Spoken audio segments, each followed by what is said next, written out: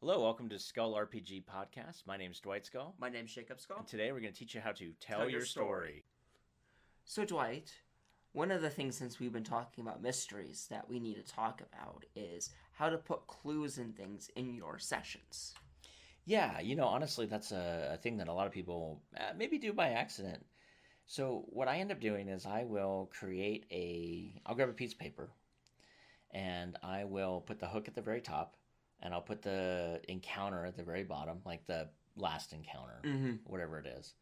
And then what I will do, and we talked about this a little bit with the Arania, and I think also with the Aboleth as well. So what I'll do then is I'll just create a series of branching strategies. So the hook will lead to three things, and then I won't even put what they are. I'll just draw like three little lines, and I'll leave a spot for me to write what those are. And then I'll have one of them branch to two things. I'll have one branch to three things. I'll have one just dead end there, or something like that. And then what I'll do is I'll go in and I'll just say, okay, I need this place, I need this person, I need this event, let's say. And I'll just start swapping out events, people, and whatever. And then I'll try to figure out what I need to go to the next location. And that is the clue. So it's really hard to talk in the abstract, so let's talk very specific. So in the Arania one, you're fighting a shape-shifting spider who's kidnapped somebody. The hook was the family of the kidnapped victim has offered you a reward to get their family member back and obtain the kidnapper, because this is the third family member that's been kidnapped. So they want the kidnapper brought to justice because they realize their family is just a target for this. Yeah. And so, cool. Well, if that was just the hook and I said, what do you want to do next? There's no real plans. So what I would do in the hook is I would drop three kind of clues in the hook. So the person that was giving them the thing would say, look, there are three cousins that were kidnapped. They live on the other side of town. And then she would give you their names. My husband was last seen frequenting one of the places that he frequents, but I don't know where that is. Maybe my cousins know, but he only likes to go to a handful of places. One of them is, and I would drop the name of a tavern that they would go to. She wouldn't know the name of the brothel that is where the spider actually is, but she would know the name of the tavern he likes to frequent. So that gives you a tavern you can go to get clues, and three people you can go to get clues. So now I have four branching strategies. Off of that, then if they did certain things like quests or anything else, again, see the Arania video and podcast if you haven't heard it yet. But that, what I would say is then I would start branching from there. So the bartender is going to be kind of maybe a dead end. Nothing that they can really find there at this moment. Now we're going to loop back to the bar here in a second. One of the brothers will mention maybe the brothel's name if you do something for them, like a side quest. So side quest is offered. If they do the side quest, they can get the brothel's name.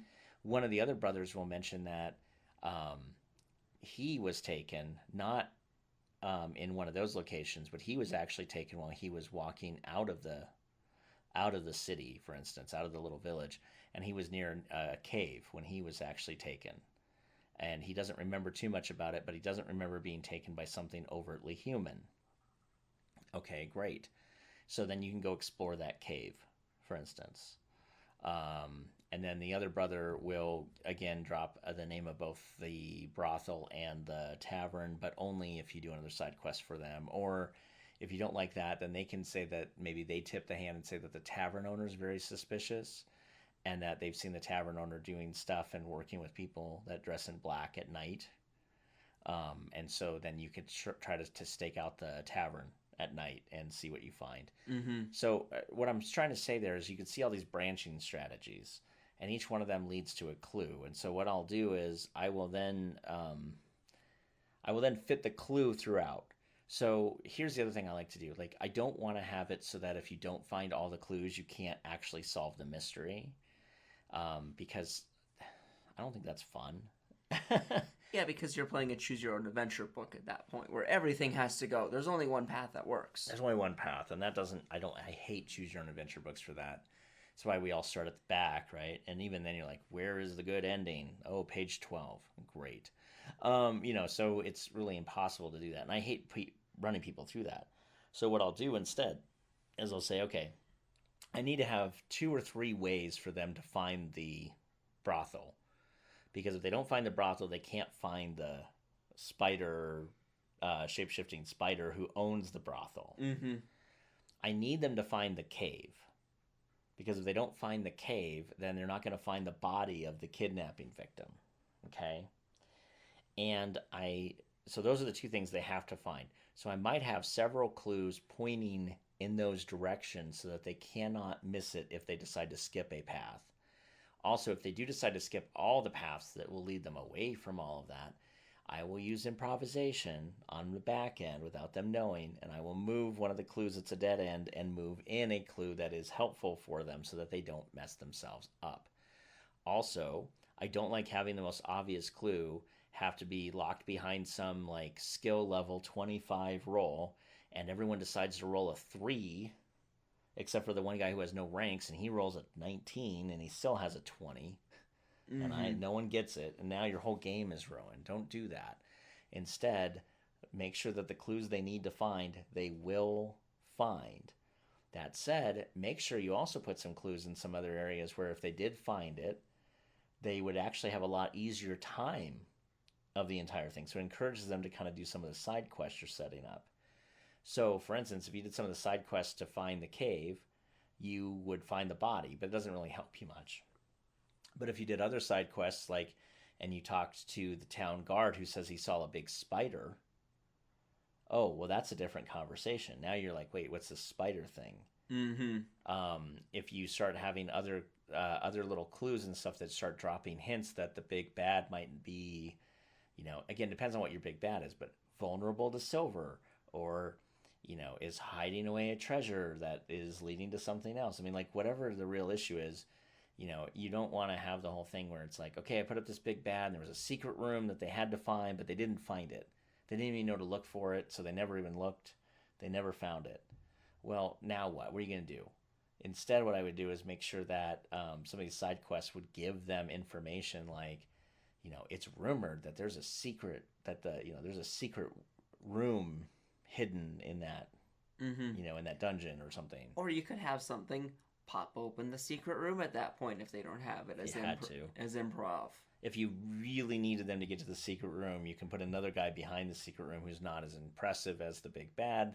He opens up the door and it's like, oh crap, the apprentice thought the battle was over and that its master had won, and then it runs into you guys. Mm-hmm. Now, while you're exhausted from the fight, it doesn't mean you still can't take this thing on. So there's so many different ways to do it, but with clues in general, I see clues as a way to get my players to get to the next stage. And instead of railroading them to get them there, I'm going to have, like I said, the branching strategy where the hook gives them 3 to 5 things they can do. And I'm going to ask them to do one of them.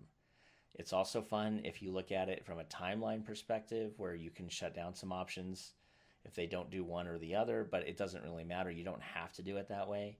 I mean, like the cousins in the arena are always available to speak to you. Like Mm-hmm. there's nothing shutting down by that. Mm-hmm. They're not. It's not like they fled. They're just, if you don't go talk to them, you don't go talk to them. Yeah. It's just harder. But I would make sure that I put enough other stuff in there that it makes sense for your players to go through and try to find as many clues as they can. And here's the thing: it sounds like a lot of work, and it can be. I wouldn't actually plan out all of the. I wouldn't plan out like every adventure underneath any of that, or even how big the cave was that they have to go into. I would just freehand draw the cave, and I would or find one online and just steal it and use it. But the thing that I really want to stress is giving your players the choice and then using quote unquote clues to guide them to the next areas where they need to be and Mm-hmm. prepare them for whatever final fight they need to do. Yeah. Hey, thanks for listening. And for more resources, please go to skullrpg.com.